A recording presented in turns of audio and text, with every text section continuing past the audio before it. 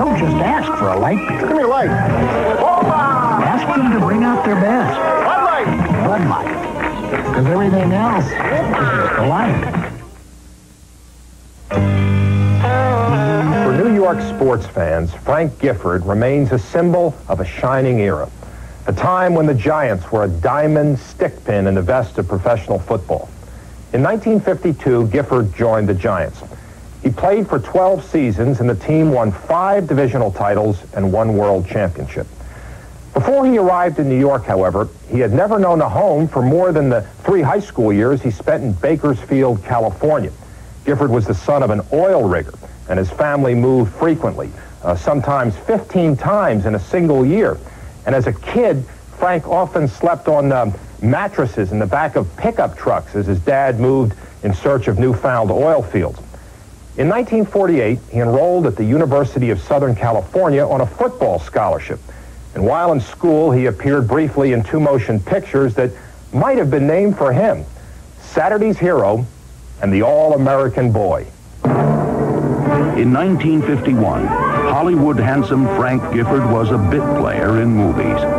But as a tailback for the Southern Cal Trojans, he played the leading man and perfectly fit the role of All-American. The next year, this golden boy from the Golden West was gift-wrapped and presented to the New York Giants in the NFL draft. He carried with him an aura of style and glamour that no university offered in its curriculum. When I arrived at the Giants' #1 draft pick, my wife was a centerfold of Argosy magazine at the time. I was a #1 draft pick. There was a lot of talk about my working in movies. I guess I was a good-looking guy. There wasn't any real resentment on the part of the players, I don't think initially. This handsome hero of girls' dreams and boys' ambitions became the most versatile running back of the 1950s. He could run, throw, and catch, and the option pass became the Giants' most effective weapon, averaging a touchdown every 4 attempts.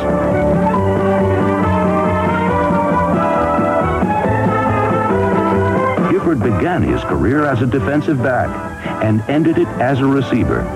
And although he made every move look effortless, no Giant player worked harder than number 16. Frank was the type that would stay out after practice, work on pass patterns, do some extra running, and I think his ambition to be as good as he could possibly be motivated him as far as getting maximum out of his abilities. His looks and gentlemanly ways were mistaken by some as softness. But Gifford was an intense competitor who hated to lose and usually managed to find a way to win.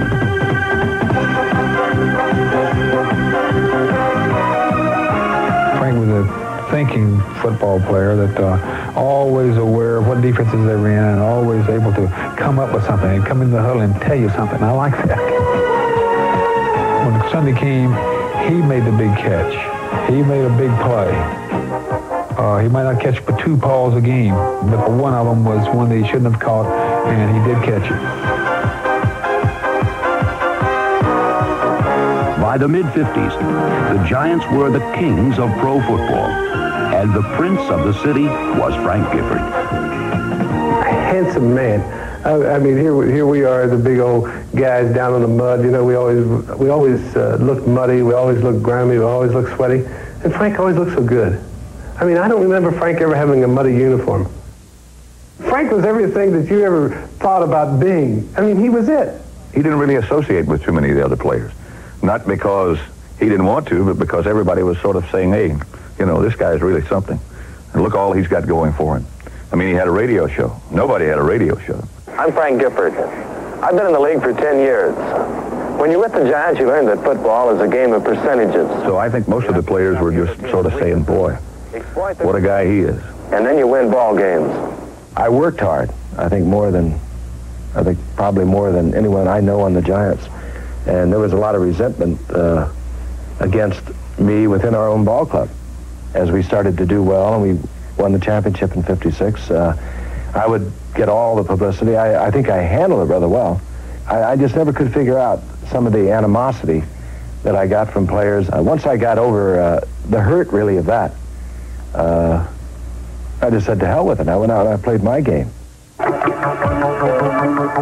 were a lot of deliberate shots taken at me, giving me a knee, an elbow, God knows, a finger in the eye. If I'm working against somebody who is emotionally involved with something else, and part of that is, well, I'm going to put that no-good yo-yo freak from California out of the game, I'm going to beat that guy 9 times out of 10. He aspired to great deeds and possessed the confidence that he could accomplish them. For 8 seasons, he ignored the cheap talk and escaped the cheap shots. But in 1960, he was hospitalized after a clean hit by concrete Charlie Bednarik. Bednarik's hit on Frank was the greatest tackle I've ever seen. I mean, you know, I used to stay up at night thinking about hitting a guy like that. Frank was not looking at Bednarik. He should have been looking for him because Charlie could hit, and something's got to give, and it was Frank. As I caught the ball and turned into him, hit him in the chest, and I went over backward. And this is from people telling me about it and looking at the films, because I don't think I remembered much of anything. We thought he was dead. When I walked by him on the field, he was quivering and his eyes were back in his head, and I said that, he's gone. Like a cheap shot? Well, it really wasn't. I mean, Bednarik, had he given me a cheap shot, I probably wouldn't be sitting here. He's just a good, solid football player, and a great football player. Injured in 1961, Gifford came back to help lead the Giants to 2 Eastern Conference titles. When he retired in 1964, he owned the hearts of the fans and had won the respect of his teammates. Do you like him or do you respect him? I think there's a very fine line between dislike and respect. I think Frank had everybody's respect, and sometimes we confuse that issue. He still has everybody's respect. Sports Illustrated wanted me to talk to you sports fans out there, and also to you people who love them. Christmas is coming, and if there's someone on your list who's interested in